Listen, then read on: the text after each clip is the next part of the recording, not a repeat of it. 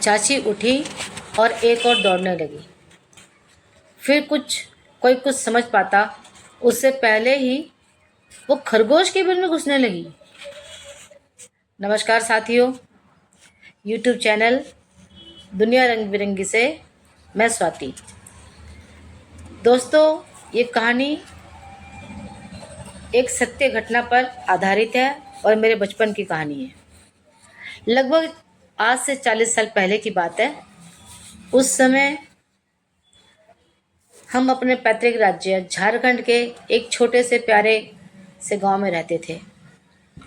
उस समय हमारे गांव तक ना तो बिजली पहुंची थी और ना ही पक्के सड़कें थी। दोस्तों, मेरा जो गांव है वो काफ़ी छोटा है और बहुत ही सुंदर, प्राकृतिक दृष्टि से बहुत ही सुंदर है। आसपास जंगल, पहाड़ और गांव के दोनों साइड में बहती हुई नदियाँ, जिसमें से एक का नाम लेपरा है और दूसरे का टपरा। तो इसी लेपरा नदी के एक तट पर एक छोटा सा शिव जी का मंदिर है, जहाँ पर हर शिवरात्रि में बहुत ही भव्य मेला लगता है और दिवाली दशहरे पर भी यहाँ मेले लगते हैं।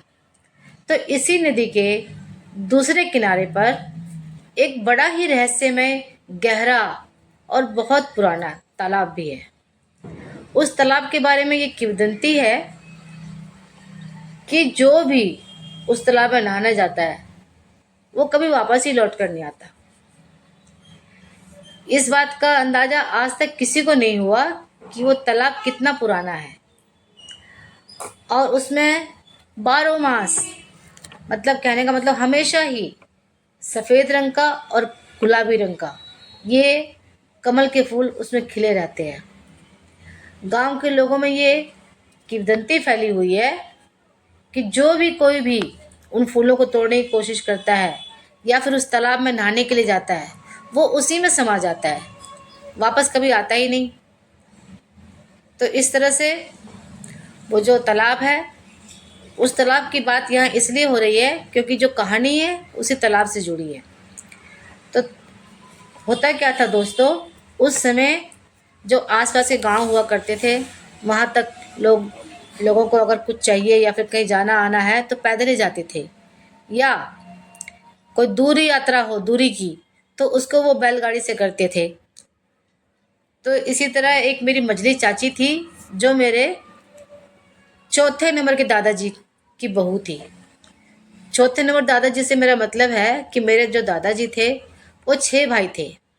तो उनमें से जो चौथे नंबर के दादाजी थे उनके दूसरे नंबर के बेटे की बहू की ये कहानी है।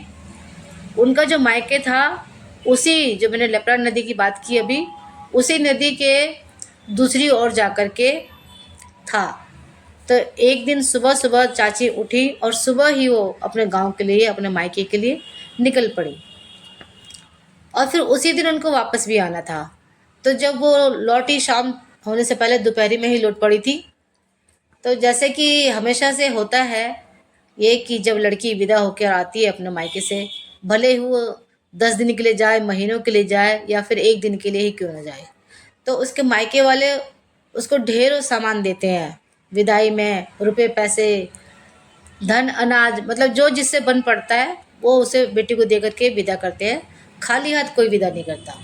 तो चाची को भी खूब सारा सामान मिला जिसे उन्होंने गठरी बांधा और लेकर चल पड़ी सिर पर रख के।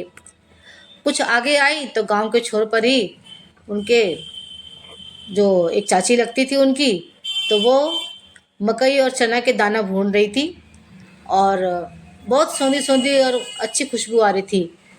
तो आप सब जानते हैं जब आप सिनेमा हॉलों में जाते हैं, पॉपकॉर्न खरीदते हैं तो उसकी खुशबू कितनी मनमोहक होती है। तो वही खुशबू उसमें थी। तो मेरी चाची की चाची ने उनको ज़बरदस्ती करके और गरम गरम पॉपकॉर्न उनको दे दिया, जिसको उन्होंने अपनी झोली में, मतलब आंचल में ले लिया। और वो काफ़ी गर्म थे, एकदम ताज़ा ताज़ा भुने थे। तो वो उस समय तो खा ही नहीं सकती थी, तो वो चलती रही और नदी के 2-4 गांव छोड़ के ही उनका मायका था। तो घंटों में ही पहुंचने वाली थी। तो इसीलिए फिर वो चलते चलते आ रही थी और बीच में जो है 1-2 दाना मुंह में डाल लेती थी और चबाते हुए आ रही थी। आते आते फिर वही नदी पड़ी और उसके बाद वही तालाब। तालाब, एक तरफ तालाब था, बीच में पगडंडी थी जिससे रास्ता होकर जाता था, और दूसरी तरफ खेत थे। तो वहाँ कोई और ऑप्शन तो था नहीं, वही एक पगडंडी थी जो गांव को जोड़ती थी इस पार से उस पार। तो चाची फिर वहाँ नदी पार करके जब जैसे ही ऊपर उठी, तट पे हुई नदी के तट पर, तब तक सब कुछ ठीक था। और जैसे वो तालाब के पास पहुंची, अचानक से जो उन्होंने अपने कमर में खोसी हुई थी, वो जो भूजा वाली जो आंचल उन्होंने खोस रखा था, वो आंचल अचानक से सरका और खुलकर गिर गया, जिसमें से चाची कुछ संभल पाती तब तक आधे से ज्यादा दाने गिर गए थे। तो उस समय गरीबी का समय था, ये आज से लगभग 40-45 साल पहले की कहानी है। तो गरीबी का समय था, और झारखंड जैसा सुदूर दूर के गांव बरसात के लिए और बारिश के पानी पर ही निर्भर रहते थे खेती बाड़ी के लिए। तो उनके लिए एक एक दाना बहुत मायने रखता था। तो इसलिए चाची अब दुखी हुई कि उनके इतने सारे दाने सभी नीचे गिर गए। तो झट से गठरी को संभालते हुए नीचे बैठी, और जितना हो सकता था ऊपर ऊपर का उन्होंने वो सब दाना बटोर लिया। उन्होंने तो सारे भुजा जो थे पॉपकॉर्न के, वो उन्होंने बटोर लिए ऊपर ऊपर के, और नीचे क्योंकि मिट्टी में हो गए थे तो उन्होंने फिर उसको भारी मन से छोड़ दिया। और फिर दोबारा से आंचल को कमर से कस के खोसा, और फिर चल पड़ी एक एक दाना मुंह में डालते हुए। तो उस तालाब से लेकर के हमारे गांव तक जो था, एक बहुत बड़ा बीच में मैदान था जो यूं ही खाली पड़ा रहता था। उस पर सिर्फ भेड़ बकरियां चरा करते थे, उस पर कोई खेती बाड़ी नहीं होती थी, वो सपाट मैदान था, घास का मैदान था। तो वहां से होके जब चाची आ रही थी, तो उसके आते के साथ ही फिर हमारा जहाँ से गांव शुरू होता है उससे पहले ही एक बड़ी लंबी सी गली पड़ती है, जो गली एक गांव को फिर दूसरे गांव से फिर जोड़ती है वो। तो चाची गांव गांव में आने के लिए उस गली में घुसी, और जब आगे बढ़ी तो इस गली के इस छोर पर हम सभी बच्चे जो थे वो खेल रहे थे। उस समय मेरी उम्र कोई यही 4-4.5 साल की होगी। तो मैं छोटे बच्चों के साथ खेल रही थी, और हमारे साथ साथ जो गांव के चाचा लगते थे, भैया लगते थे, वो जो भेड़ बकरियों को गायों को ले जाते थे चराने के लिए, तो वो सब भी उस समय शाम के 5-6 बजे का समय रहा होगा। तो वो अपने भेड़ बकरी को वापस ला करके और वहीं पर बैठ के वो लोग एक एक खेत में इकट्ठा कर दिए जानवरों को, और सब लड़के लगे खेलने, और हम सब बच्चे भी खेल रहे थे। तो चाची फिर जैसे ही हमारे पास आई, आके वो हम लोगों को देख के मुस्कुराई। वो बच्चों को बहुत ही प्यार करती थी। चाची जितनी तन की सुंदर थी ना, उतनी वो मन से भी सुंदर थी। दोस्तों, चाची बिल्कुल मुझे अपनी मधुबाला के जैसे लगती थी, वैसे ही लंबी पतली चेहरे, लंबे बाल, गोरे नैन नक्श एकदम, और इतनी प्यारी, बहुत ही अच्छी थी। तो उन्होंने बच्चों को देखा, और बच्चों को देखते के साथ ही अपने आंचल में रखे उस पॉपकॉर्न को मुट्ठी भर भर कर हर एक बच्चे को देती चली गई। फिर देने के बाद और फिर उन्होंने हमको सबको झिड़का भी कि अरे शाम हो रही है और तुम अभी तक सब खेल रहे हो, और बड़े बच्चों को डांटा कि तुमको पशुओं को घर तक पहुंचाना चाहिए कि यहीं पे बैठ के गिल्ली डंडा खेलने बैठ गए, चलो सब अपने अपने घर। और हम छोटे बच्चों को बोले जाओ भागो सब नदी पर हाथ मुंह धोकर आओ, जल्दी जल्दी रात हो जाएगी। तो हमने सुना तो हम चले गए, जाके हम लोग हाथ मुंह धोने भाग गए, और चाची अपने घर को चली गई। हाथ मुंह धोने के बाद मैं अपने घर पहुंची, फिर दीदी से कुछ खाने को मांगा, और फिर मैं बैठ गई, क्योंकि मेरे भैया का भी शाम को घर आने का टाइम था। तो भैया मेरे को पढ़ने के लिए हमेशा बिठाते थे शाम को। तो भैया के डर से मैं झट से स्लेट और स्लेटी लेके बैठ गई कि क ख जो भैया ने मुझे लिखवाया था, क्योंकि उसी समय ही कुछ दिन पहले ही भैया ने मुझे स्कूल में डाला था। तो वही क ख, जैसे यहाँ तो प्री नर्सरी नर्सरी ये सब होता है, और वहाँ तो उस समय तो एक ही गुरुजी होते थे जो पहली क्लास से लेकर के 10वीं तक के बच्चों को पढ़ाते थे। तो उस वही भैया मुझे घर में ही पढ़ाया करते थे पहले, ताकि मैं अच्छे से सीख जाऊं, फिर स्कूल जाऊं तो मुझे डांट ना पिटे। तो मैं लिख कर बैठ करके और क ख ग घ लिखने बैठ गई। इतने में ही मुझे आवाज़ आती है कि जो मेरी 5वें नंबर की जो दादी है, चौथे नंबर की, हाँ, मझली काकी की सास, उनकी उनकी सास जो है वो मेरा नाम लेकर के, और कभी मेरे भैया का नाम लेके, कभी मेरा नाम लेकर के हमें पुकार रही हैं। दोस्तों, ये जो मेरी दादी है ना, ये दादी मेरे पापा की मौसी लगती थी। जो मेरे दादाजी थे वो 6 भाई, मैंने पहले ही बताया 6 भाई थे, तो उसमें से मंझले जो दादा थे वो मेरे दादा थे। और फिर ये जो चौथे नंबर की दादी थी, तो ये और मेरी दादी दोनों सगी बहनें थी जो एक ही घर में ब्याही गई थी। तो इसलिए उनसे हमारा ज़्यादा ही अपनापन था। कुछ भी होता था तो पहले हमें ही पुकारती थी या हमारे घर ही आती थी या हमको फिर अपने घर बुलाती थी। तो इस तरह से जब वो आवाज़ दे रही थी तो मेरी दीदी ने मुझे कहा, देख, सुन जरा, देख दादी क्यों चिल्ला रही हैं, जाके देख, पूछ उनको कि कुछ काम है क्या। तो मैं दौड़ती हुई भागी। वैसे मैं पढ़ाई से बचना भी चाहती थी, तो मैं झट से स्लेट फेंका एक तरफ और दौड़ के दादी के पास गई। तो मैंने देखा, तो उस समय तो मैं छोटी थी तो मुझे कुछ समझ तो आया नहीं, लेकिन दादी के चेहरे की हवाइयाँ उड़ी हुई थी और वो एकदम घबराई हुई बोली कि दादा कहाँ हैं। दादा मतलब मेरे बड़े भैया। तो मैंने बोला कि अरे दादी, दादा यहीं सामने वाले, मतलब मेरे सबसे छोटे जो दादा थे उनके घर में एक दुकान थी जो पूरे गांव का राशन पानी जो बेचा करते थे, और साथ ही उनका एक कारखाना था बीड़ी का, जहाँ पर गांव के सभी लड़के कुछ तो बीड़ी बनाते थे और कुछ यूं ही बैठ के उनके साथ गप्पे हाँकते। तो वहीं पे मेरे भैया भी बैठे हुए थे। तो मैंने बोला कि यहीं तो हैं दादा के घर में। तो दादी बोली, पहले कुछ सोचा फिर बोली, अच्छा ठीक है, एक काम कर, तू जाके बलदेव के पापा को बुला के ला। बलदेव मेरे 5वें नंबर के दादा के बेटे थे। तो वो जो मेरे 5वें नंबर के दादाजी थे वो काफ़ी गुणी थे और वो बहुत कुछ मंत्र वगैरह जानते थे। जब कभी कोई ऐसी आपदा विपदा आती थी गांव में किसी के ऊपर, तो उससे दादाजी ही छुड़ाते थे। तो फिर मैं भाग करके उनके घर में गई और दादी से पूछा कि दादाजी कहाँ हैं। तो दादी ने कहा कि वो खेतों की तरफ गए हैं, अभी 5-10 मिनट में आ जाएंगे। फिर मुझसे बोला, क्या काम है, कुछ काम है क्या। तो मैंने कहा हाँ, मजली चाची के घर में बुला रहे हैं उनको। तो सब मजली चाची को मजली ही कहते थे पूरे गांव के लोग। तो बोली, अच्छा ठीक है, अभी आते हैं तो मैं भेजती हूँ। ऐसे कहते हुए उन्होंने मुझे भेज दिया। तो मैं भाग के फिर दादी के पास आई। मैंने बोला कि दादी, दादा अभी आ रहे हैं, खेत पे गए हैं, अभी आ जाएंगे। तो दादी, फिर देखा तो दादी के हाथ में एक खजूर का झाड़ू था जिसे वो धरती पे पटक रही थी बार बार, और चाची की तरफ देख रही थी। तो फिर मुझे कहती है, देखना तेरी चाची को क्या हुआ, अभी अच्छी खासी आई, घर में घुसी और मुझे मतलब इसने पॉपकॉर्न दिए और इसके बाद गठरी फेंकी।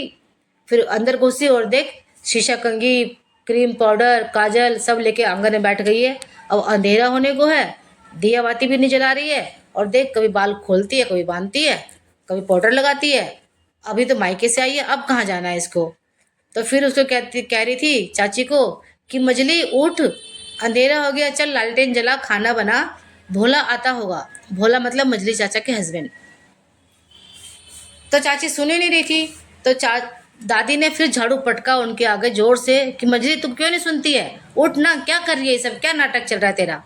तो जब चाची दादी ने ऐसे डांटा तो चाची ने एकदम घूर के दादी की तरफ देखा। तो दादी तो मतलब थोड़ा वो हो गई, उनको वैसे शक तो हो रहा था कि कोई बात तो ज़रूर है। तो इतने में मेरी दीदी भी आ गई।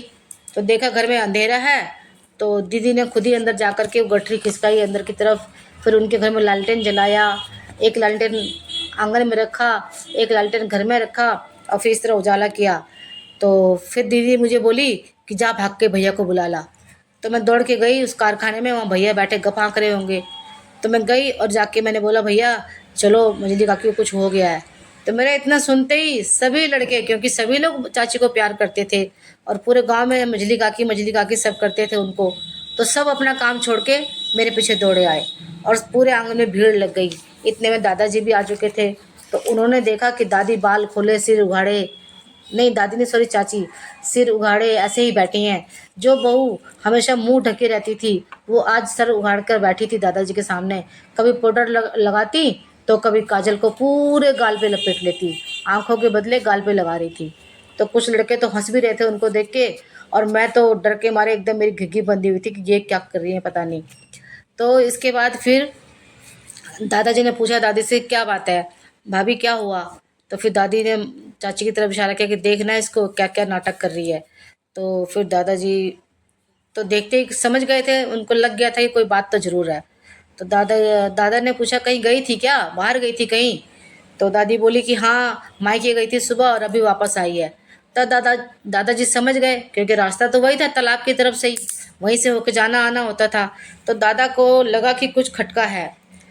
तो दादा ने फिर धूप अगरबत्ती मंगाई और फिर जलाया, और फिर चाची को बोलने लगे कि अरे बहू, क्या हुआ तुझे, क्यों तू ऐसे हरकतें कर रही है, चल उठ, खाना बनाने का समय हो गया, उठ। तो कुछ नहीं बोल रही थी चाची। जब चाचा ने और दादा ने बार बार ऐसे बोला, तो फिर वो एकदम से घूर के दादा की तरफ देखने लगी। तो जब दादा की तरफ देखने लगी तो दादा पहले से ही मंत्र पढ़े जा रहे थे, और झाड़ू को जो है दादी के हाथ से लेके झाड़ू धरती पे मार रहे थे। फिर पूछने लगे कि कौन है तू। तो दादा को ऐसे तिरछी नज़र से देख रही है, घूर के देख रही है। तो फिर दादा ने अचानक ही चाची के बाल पकड़ लिए, और जैसे ही उन्होंने उनके बाल पकड़े, मैं तो एकदम डर गई और एकदम दीदी से चिपट गई। मुझे ये लग रहा था कि मेरी प्यारी चाची को पता नहीं दादा ऐसे बाल क्यों पकड़ रहे हैं, और चाची को क्या हुआ कि वो ऐसे कर रही है। उस समय तो मुझे इतना समझ में नहीं आया था, लेकिन बाद में जब बड़ी हुई और दीदी से मैंने पूछा कि दीदी एक दिन ऐसे ऐसे हुआ था, तो क्या हुआ था, तो दीदी ने तब मुझे पूरी कहानी समझाई थी, और वही कहानी मैं आज आपको सुना रही हूँ। तो दादा ने क्या किया कि चाची के बाल पकड़ लिए और फिर लगे उनको जोर से डांटने कि बता तू कौन है, कहाँ से आई है, क्यों बहू को तंग कर रही है, क्यों इसको मतलब वो सता रही है, क्या मतलब है तेरा, क्या मकसद है, किस मकसद से आई है। तो एकदम चाची पहले तो रोने लगी है करके, खूब तेजी से रोई, उनके रोने की आवाज़ ही अजीब थी। उसके बाद फिर चुप हुई और फिर हंसने लगी। तो दादा बोले बता तू कहाँ से आई है, क्यों तंग कर रही है। तो फिर वो कहती है कि मैं क्या तंग कर रही हूँ, तंग तो इसने हमें किया है। तो फिर दादा बोले क्यों, क्या किया इसने। तो बोली कि पहले तो मतलब, कहती पहले तो ये अपने उसमें आंचल में इतना सारा सौंधा सौंधा खुशबू फैलाते हुए पॉपकॉर्न लेकर आई और हमारे पास लेके जा रही थी, हमारे पास से ही। तो हम क्या ऐसे जाने देते इसको, हमने भी इससे छीन लिया, हम इसने तो खुद दिया नहीं लेकिन हमने छीन लिया। और जब हमने छीन लिया तो इसने वापस बटोर लिए। इसने क्यों बटोरे, वो हमारे हिस्से के थे तो हमें क्यों नहीं खाने दिए। तो वही दादा फिर बोले कि जब इसके थे तो तुम्हारे हिस्से कैसे हो गए, ये तो इसके थे ना, ये अपने मायके से ला रही थी, तो तुम्हारा हिस्सा कहाँ से हुआ। तो वो बोली कि मैं नहीं जानती हूँ, जो हमारे पास से कुछ चीज़ लेकर आएगा तो वो हमारा, उसमें हमारा हिस्सा है, हमको देना ही पड़ेगा तुम लोगों को, ऐसे बोल रही थी। तो दादाजी और ज़ोर से उसके बाल खींच रहे थे। बोला ठीक है, बहुत तेरा नाटक हुआ, चल भाग यहाँ से अब, नहीं तो मैं तेरे को जला दूंगा। जब दादाजी ऐसे कर रहे थे और दादी को और चाची को फिर एक दो थप्पड़ भी लगा रहे थे, तो इस तरह से पता नहीं दादा क्या क्या मंत्र पढ़ रहे थे, वो तो भगवान जाने। तो कुछ ही देर में फिर दादी निकल रहा है बार बार, चाची गिर पड़ी और फिर वो ऐसे मतलब गिर के ऐसी हरकतें करने लगी जैसे कि किसी को मतलब जैसे मिर्गी आती है ना, ऐसे करने लगे। फिर दादा बोले अरे इसको ना चमड़े का जूता सुंघाओ, ये कुछ तभी ये ठीक होगी। तो कुछ लड़के भाग के गए और खलिहान में चाचा का पड़ा हुआ चमड़े का जूता लेकर आए और चाची को सुंघा दिया। चाची को सुंघाया, फिर पानी की छींटे मारी उनके ऊपर। चाची एकदम से उठ के बैठी और पहले तो चारों तरफ देखा, सबको देखा, और फिर एकदम से ऐसे एकदम दंदनाती एकदम एक तरफ को दौड़ पड़ी। और उनको जैसे वो दौड़ रही थी तो सबने झट से रास्ता दे दिया, डर के मारे सब एक तरफ हो गए। और चाची ने इतनी जोर से दौड़ लगाई कि वो तो बस दौड़ती ही रही। यहाँ आंगन में कोई कुछ समझ पाता इससे, तब तक तो वो काफ़ी दूर निकल चुकी थी। फिर दादाजी को जैसे होश आया हो, वो बोले कि अरे दाल में कुछ काला लग रहा है, चलो दौड़ो लड़को, भागो जल्दी से पकड़ो उसको, बहू को, कहीं ऐसा ना हो कि जो शक्ति उसके ऊपर है उसे वो अपने साथ ही ले जाए, कि तालाब में ना डुबा दे उसको। दौड़ो दौड़ो सब दौड़ो। तो फिर सारे लड़के दौड़ने लगे, लेकिन वो काफ़ी पीछे थे। तो मेरे भैया एकदम से अपने साथियों को बोले अरे तेज तेज दौड़ते हैं, नहीं तो चाची कहीं तालाब में ही ना डूब जाए, फिर उनको उठा पाना, पकड़ पाना, निकाल पाना असंभव हो जाएगा। अभी ये सब बातें कर ही रहे थे कि इतने में वो बड़ा सा मैदान जहाँ से होके चाची गई थी, वो मैदान आ चुका था। और एकदम से भागते भागते चाची एक जगह बैठ गई। अब लड़के उनसे 3-4 कदम दूर ही थे, डर भी रहे थे पास जाने से। तो ज़्यादा बड़े तो थे नहीं, 12-13 साल के लड़के थे सभी, तो डर भी रहे थे।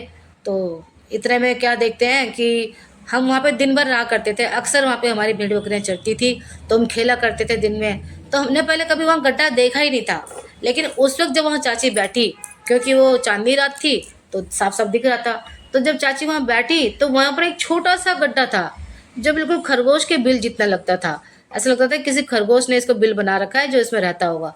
तो चाची एकदम से उस बिल में घुसने लगी और देखते देखते कमर तक चली गई। तब तक मेरे भैया बोले, अरे अरे अरे चाची तो अंदर चली जा रही है, कहीं ऐसा ना हो कि एकदम ही अंदर चली जाए। तो फिर हिम्मत करके भैया और उनके साथी आगे बढ़े, और फिर जैसे कि जब तक भैया आगे बढ़े तब तक तो चाची गर्दन तक जा चुकी थी अंदर, और वो इतना छोटा सा गड्ढा था, सब लोग देख के हैरान हो रहे थे। तो इसके बाद फिर एकदम चाची का सर भी अंदर जाने लगा। तो भैया ने फिर आप देखा था झट से एकदम चाची के बाल पकड़ लिए। बाल पकड़े, अब जितना भैया इधर खींचते उतना चाची अंदर खींचती, और एकदम नाक से उनकी आवाज आती थी, छोड़ मुझे, नहीं तो मैं तुझे मार दूंगी, अभी अभी मैं तुझे मार दूंगी। ऐसे करके आवाज आ रही थी। भैया डर भी रहे थे। फिर भैया डरते डरते लड़कों को बोला, अरे मुझे पकड़ो नहीं तो मुझे भी खींच लेगी। फिर लड़कों ने भैया को पकड़ के रखा, और इस तरह से वो नीचे से चिल्ला रही थी, भैया को डांट रही थी, किसने मुझे पकड़ा है, मैं उसको छोड़ूंगी नहीं, छोड़ो मुझे, ऐसे कर रही थी। फिर भैया डर तो रहे थे, लेकिन फिर भी भैया को जाने कहाँ से हिम्मत आई, उन्होंने छोड़ा ही नहीं, चाची के बाल पकड़े रहे। फिर लड़कों को बोला, मुझे खींचो तुम सारे मिलके। तो सबने पकड़ के भैया को खींचा बाहर की तरफ, और भैया ने चाची को खींचा। तो इस तरह से चाची कमर तक बाहर जैसे हुई, वैसे बाकी लड़के लपके और चाची को पकड़ के बाहर खींच लिया। जब बाहर खींचा तो 2 सेकंड के लिए तो चाची ऐसे ही नीचे मुकर के बैठी रही। फिर जैसे कि उनको होश आया हो, वैसे एकदम से छटपटा के चारों तरफ देखती है, और फिर एकदम से कहती है, अरे इतना अंधेरा हो गया, इतनी रात हो गई, तुमसे बच्चे अभी यहाँ क्या कर रहे हो, और मैं यहाँ क्या कर रही हूँ। ऐसे करके फिर वो उठ खड़ी हुई। फिर अपनी गठरी को ढूंढने लगी। कहती कि अरे मेरी गठरी कहाँ गिर गई, मेरे सर पे गठरी रखी थी बच्चों, तुमने कहीं छुपा तो नहीं दिया। और फिर अपने आंचल को संभालते हुए बोली, इसमें भूजा था। तो ऐसे करके फिर चलने लगी। फिर कह रही, चलो चलो चलो सब घर चलो, इतनी रात हो गई, इतनी रात तक तुमको बाहर नहीं रहना चाहिए, चलो सब बच्चे चलो। ऐसे करते फिर जाने लगे सब लोग। सब कोई कुछ बोल ही नहीं पा रहा था, सबको जैसे सांप सूंघ गया था डर के मारे। और चाची एकदम सामान्य होकर चल रही थी। फिर जाते जाते रास्ते में अपने आंचल में ढूंढ रही थी, फिर बुदबुदा भी रही थी कि पता नहीं मुझे इतनी देर कैसे हो गई, अंधेरा कैसे हो गया, मैं तो घर से जल्दी निकली थी, मायके से तो मैं दोपहर में निकल पड़ी थी, फिर घर पहुंचते पहुंचते अंधेरा कैसे हो गया, और मेरे आंचल का सब पॉपकॉर्न कहाँ गया। फिर बच्चों को कहती है, बच्चों मैं तुम्हारे लिए पॉपकॉर्न लाई थी, लेकिन वो पता नहीं कहाँ गिर गए, समझ ही नहीं आता मुझे कहाँ गिरा दिया मैंने, और मुझे देर कहाँ हो गई। फिर कहती, जल्दी जल्दी चलो, तुम्हारे चाचा घर में आ गए होंगे, मुझे खाना भी तो बनाना है। और इस तरह से फिर चाची अपने घर में चली गई, और सब लोग अपने अपने घरों को गए, और सब डरे सहमे, सब ने अपने अपने घर में कहानी किस्सा सुनाया कि चाची के साथ क्या हुआ था। फिर दूसरे दिन जो है चाची उठ ही नहीं पा रही थी बेचारी, और बता रही थी मेरी दादी को कि उनके सिर में बहुत तेज़ दर्द है, बदन भी दर्द है, ऐसा लगता है जैसे किसी ने उनको बहुत मारा, बहुत पीटा हो। इस तरह से चाची को हो रहा था बेचारी को। और फिर सब लोग, हम लोग हैरान परेशान थे। फिर बाद में कभी दादी ने पूछा होगा कि तू अपने मायके से जो लावा लेके आ रही थी वो घर तक क्यों नहीं पहुंचाई। तो वो बोली कि अम्मा मैं लाई तो थी, पर पता नहीं शायद, फिर वो याद करते हुए बोली कि हाँ वो सब तालाब के पास गिर गए थे, और उसके बाद फिर मुझे नहीं पता, बस उनको इतना तो याद था, शुक्र है। तो इसके बाद फिर चाची फिर 1-2 दिन बीमार ही रही, फिर बाद में फिर ठीक हो गई थी वो। लेकिन ये कहानी उनको किसी ने बताया उनके बारे में कि नहीं बताया, ये हम मुझे नहीं पता। फिर हम दिल्ली आ चुके थे। चाची मेरी अब भी हैं, ईश्वर से प्रार्थना करती हूँ वो हमेशा स्वस्थ रहें, सुखी रहें। उनसे प्यार हमारा अब तक भी वैसे ही बना हुआ है। और जब मैं छोटी थी, जब मैं गांव में रहती थी, तब एक बार प्यार प्यार में उन्होंने मेरे कानों में छेद कर दिए थे, क्योंकि उस वक्त बच्ची थी तो मुझे कान में बुंदे पहनने के बड़ा शौक होता था। तो चाची ने मेरी मम्मी से पूछे बिना ही मेरे कान छेद दिए थे, जो निशानी के तौर पे मेरे आज तक भी मेरे साथ मौजूद हैं, और वो ताउम्र रहेंगे। तो ये थी कहानी। आप लोग विश्वास कीजिए या मत कीजिए, ये आप पर निर्भर करता है। मेरा इस कहानी को सुनाने का मकसद कोई अफवाह फैलाना या किसी तरह की भी कोई ऐसी बात फैलाना नहीं है भूत प्रेतों के बारे में। लेकिन चूंकि ये कहानी मेरे साथ बचपन में मेरे आंखों के सामने हुई थी, इसलिए ये कहानी मैं कभी नहीं भूलती हूँ, ये हमेशा मुझे याद रहती है। और मैंने सोचा कि शायद मैं आपसे भी शेयर कर सकती हूँ। तो आप सुनिए और देखिए और मुझे बताइए, प्लीज़ कमेंट करके मुझे बताइए कि ये कहानी कैसे लगी। तो दोस्तों, मेरे पास ऐसे ही बहुत सारे अनुभवों वाली कहानी है जो मेरे साथ खुद बीती है, और आप बीती कहानियाँ हैं जो समय समय पर मैं आपको सुनाती रहूँगी। लेकिन प्लीज़ मेरे चैनल को सब्सक्राइब कीजिए, शेयर कीजिए, लाइक कीजिए, और मेरे चैनल को प्यार दीजिए दोस्तों। तब तक स्वस्थ रहिए, मस्त रहिए। Till then take care, bye.